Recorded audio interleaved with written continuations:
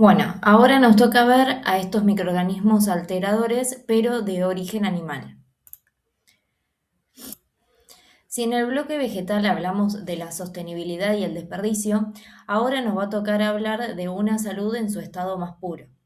Nosotros sabemos que en la industria cárnica, láctea o pesquera solemos cometer el error de pensar que si un corte de carne se pone verde o viscoso en la góndola, o si la leche se altera antes de la fecha de vencimiento, el problema es exclusivamente de la planta de proceso o de la heladera del supermercado.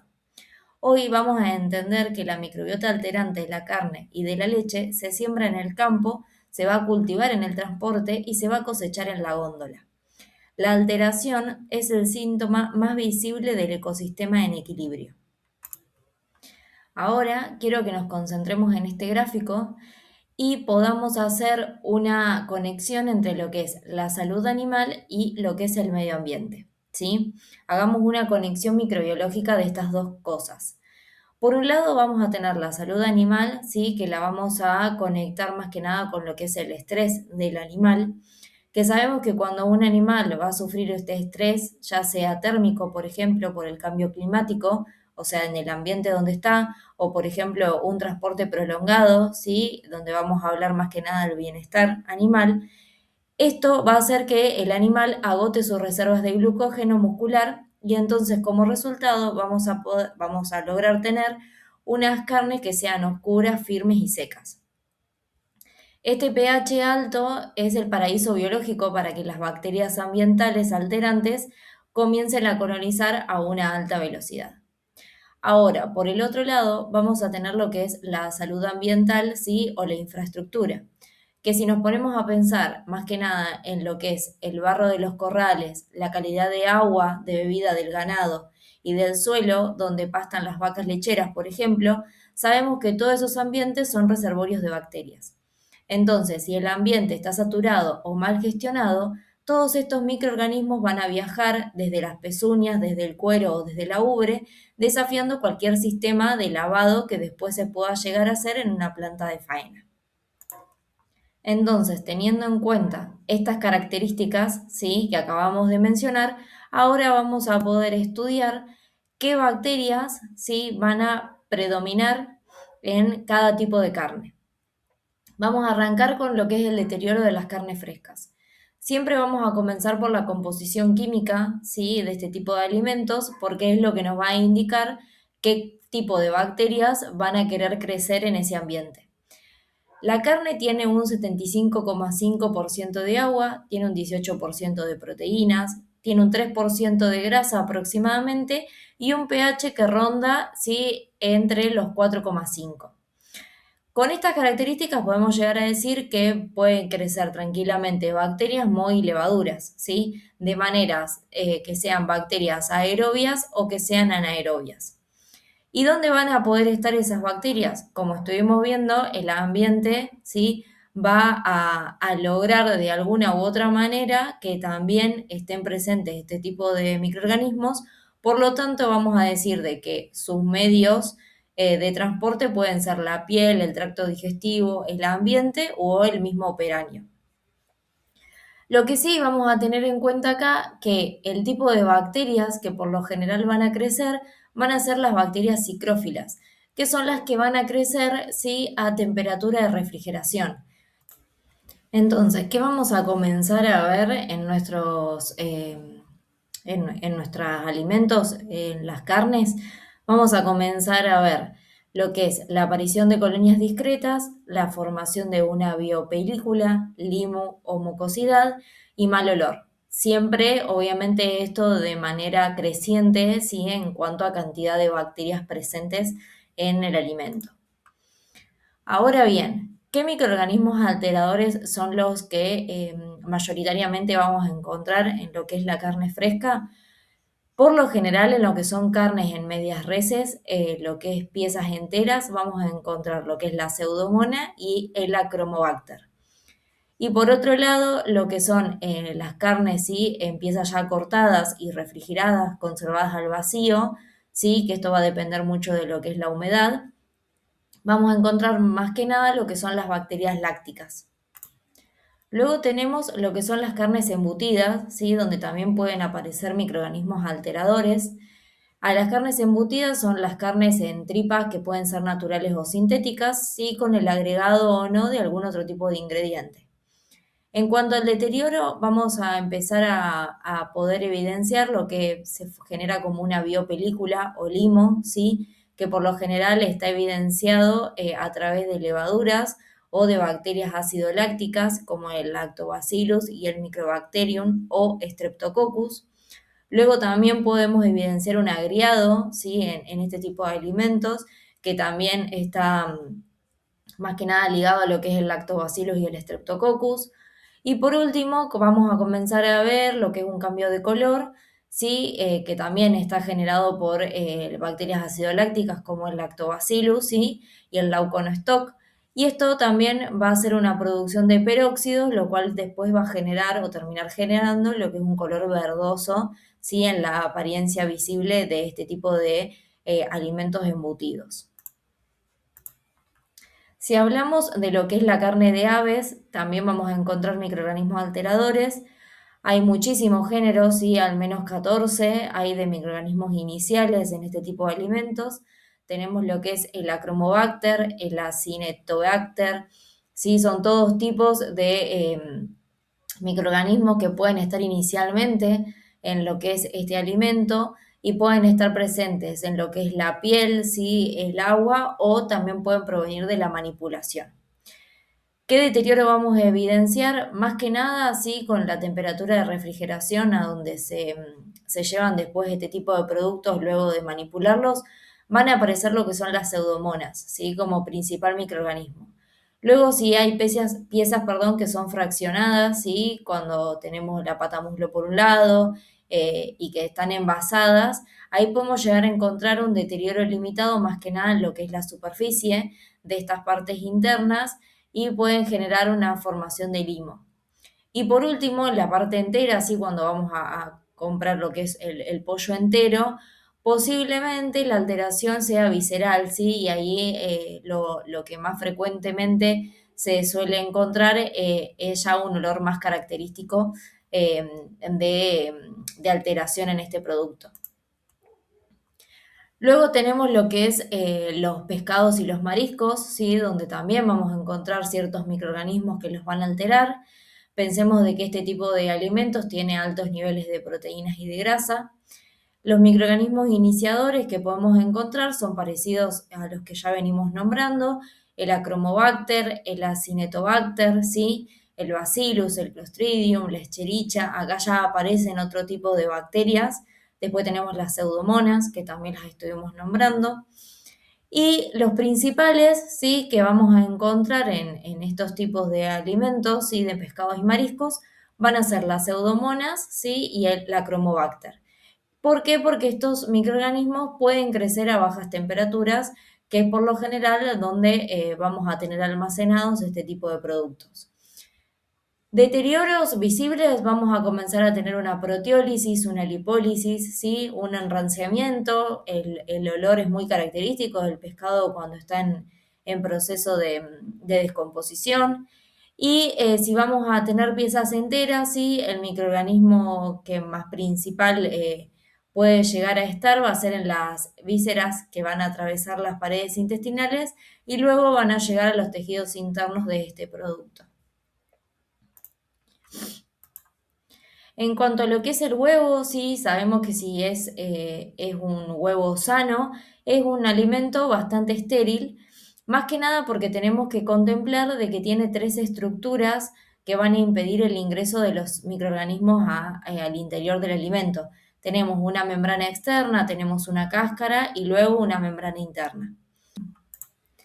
Las alteraciones más comunes que vamos a encontrar en lo que es el huevo, sí, van a ser bacterias entéricas, como las echerichas, la salmonela, sí, pero más que nada en todo lo que es la parte externa de la cáscara, que obviamente si hay algún golpe, si hay alguna fisura o algo, pueden comenzar a penetrar y llegar al interior del huevo.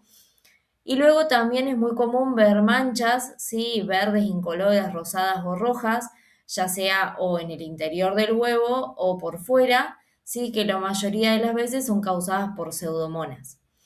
Acá siempre hay que tener en cuenta una mala manipulación, ¿sí? Que por lo general hacemos todos en nuestros hogares, que es el hecho de limpiar el huevo, ¿sí? Antes de guardarlo en la heladera y tenerlo así. Pensemos que el huevo, como dijimos, tiene tres estructuras, ¿sí? Que van a impedir el ingreso de los microorganismos. Y una de esas estructuras nosotros la podemos eliminar de manera parcial cuando lo lavamos. Entonces, si el huevo por fuera está muy contaminado visiblemente, ¿sí? Lo podemos percibir, lo podemos limpiar, pero antes de comenzar a usarlo, ¿sí? O de romperlo para utilizar el huevo, o si lo vamos a hervir, minutos antes de eso podemos llegar a enjuagar o lavar esa cáscara y eliminarle lo más grosero de la suciedad. Pero nunca hagan eso y luego guarden el huevo, porque ahí nosotros le eliminamos una pequeña película que obviamente no es visible a simple vista, pero le eliminamos esa película y a través de eso podemos empezar, ¿sí? a permitir que ciertos microorganismos ingresen dentro del huevo. Ahora bien, si vamos a adentrarnos en lo que son los productos lácteos, ¿sí? Tenemos que saber de que estos alimentos son un excelente medio para lo que son los microorganismos. Pensemos que su composición química a manera global, ¿sí? Muy general, tienen entre un 3% de proteínas, un 3,7% de grasas y un 4,8% de la lactosa. Si nos ponemos a pensar, diríamos de que la leche, ¿sí? Adentro de una ubre sana, tiene muy poca carga microbiana. Entonces, una vez que nosotros extraemos esa leche, ¿de dónde pueden provenir los microorganismos? De sin fin de lugares, ¿sí? De la ubre, ¿sí? De las manos del operario, del ambiente, de las máquinas de ordeño, del fallas en lo que es el frío durante el almacenamiento del transporte, el agua utilizada para el lavado, ¿sí? De todo lo que es los equipos y las máquinas. Entonces podemos decir que la leche cruda tiene tres tipos de microorganismos diferentes.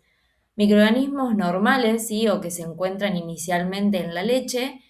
Estos, si están en exceso, pueden causarle alteraciones al producto. Luego tenemos microorganismos externos, ¿sí? Que estos pueden causar también alteraciones composicionales en lo que es la leche. Cuando hablamos de microorganismos externos, son los que pueden provenir de lo que es la contaminación en el animal o lo que es el post-ordeñe. Y por último, tenemos microorganismos patógenos, ¿sí? O toxinas, que pasan a la leche y van a provocarnos algún tipo de enfermedad, ¿sí? Como por ejemplo, esto más que nada sucede si el animal está enfermo, ¿sí? Ya tiene una infección. Estos son ejemplos de algunas de las bacterias normales de la leche, como por ejemplo las bacterias acidolácticas, ¿sí? Todo lo que es el Streptococcus, el Lactobacillus, ¿sí? Son todas bacterias, perdón, que van a fermentar la lactosa en ácido láctico. Luego, cuando hablamos de las bacterias externas de la leche, acá vamos a dividir en dos vías. Una es la mamaria, ¿sí? Que puede ser bacterias que se van a adherir a la piel y que van a entrar a través del esfínter del pezón. Acá tenemos tres tipos de bacterias que pueden colonizar esa zona, como el Staphylococcus aureus, el Streptococcus o los coliformes.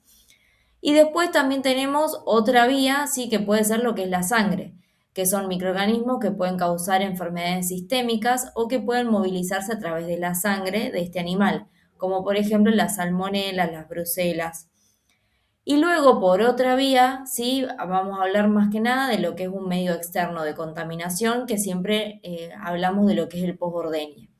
Acá vamos a tener toda la parte de los tanques de almacenamiento que pueden estar contaminados, vamos a hablar del transporte, los operarios, ¿sí? Y acá principalmente vamos a encontrar ciertos tipos de bacterias como lo que es el Campylobacter, los coliformes o la E. coli, la O157H7, lo que son los tipos de Salmonella. Vamos a tener todo este grupo de bacterias. Y por último tenemos las bacterias que no son deseables, ¿sí? Encontrar en nuestro producto, en nuestra materia prima, que es la leche. Tenemos el Bacillus, ¿sí? Que es una bacteria aeróbica, o sea que necesita el oxígeno para vivir, tiene una actividad enzimática variada y esto va a producir en nuestro producto una acidificación, una coagulación y una proteólisis, ¿sí? Luego vamos a tener el otro grupo que son las bacterias de Clostridium, ¿sí? Este tipo de bacterias son anaerobias estrictas, por ende no necesitan el oxígeno para vivir, van a producir gas, van a producir toxinas patógenas, ¿sí? Lo que va después a desencadenar en una ETA, como por ejemplo el Clostridium botulinum. Luego tenemos las enterobacterias, ¿sí? Que estas son anaeróbicas facultativas, o sea que pueden vivir con o sin oxígeno. Son huéspedes normales del intestino de los mamíferos, ¿sí? Este fue uno de donde nosotros vimos los microorganismos indicadores, ¿sí? Hicimos hincapié bastante en lo que son todas las enterobacterias. Y la presencia se puede deber a una contaminación de origen fecal. Luego tenemos lo que son las pseudomonas, ¿sí? Este tipo de microorganismos son aeróbicas, son cicrófilas, ¿sí? Recuerden de que estas, por más que el alimento esté refrigerado, pueden aparecer igual y desarrollarse tranquilamente. Y bueno, tienen una gran capacidad proteolítica y lipolítica, ¿sí? Entonces también son importantes en ese sentido. Y por último tenemos las acromobacterias, ¿sí? Que este grupo son aeróbicas, no van a fermentar la lactosa, tampoco son proteolíticas ni patógenas, pero sí son cicrófilas, entonces van a crecer en leches que estén conservadas a bajas temperaturas y van a producir que sean sustancias viscosas o coloreadas. No sé si alguna vez prestaban atención a alguna leche que estaba alterada, que tiene algunos pigmentos amarillentos y bueno, se debe a este tipo de bacterias.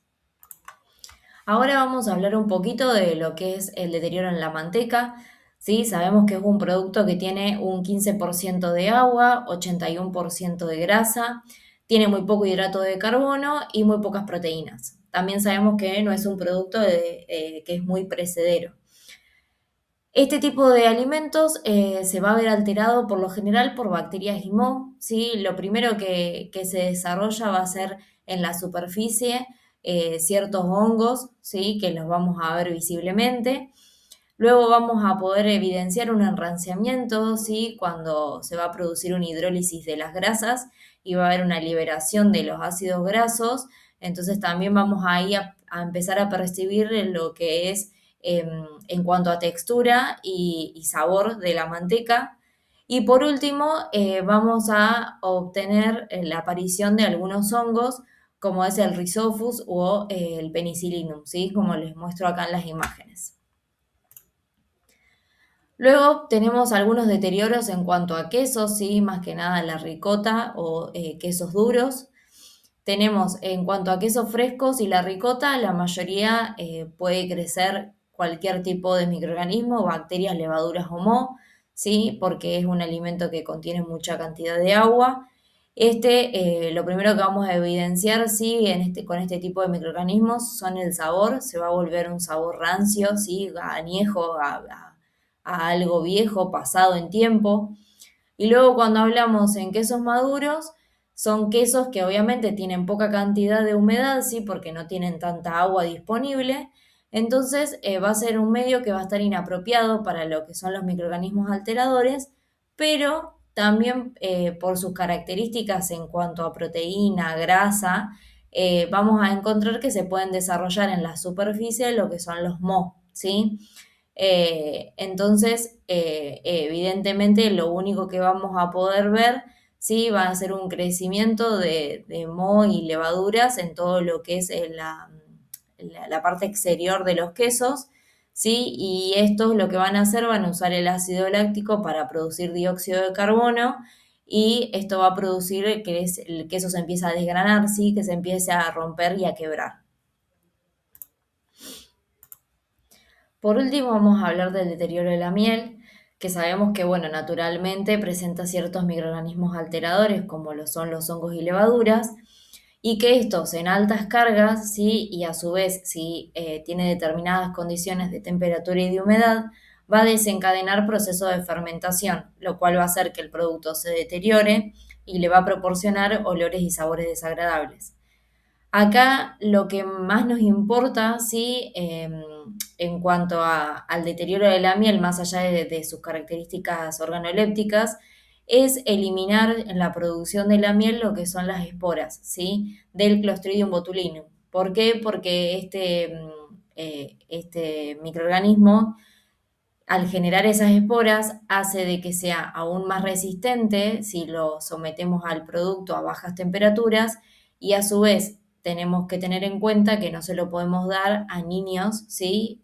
Menores de los 2 años, porque puede provocar el botulismo infantil, ¿sí? Si llega a estar este tipo de espora dentro del alimento.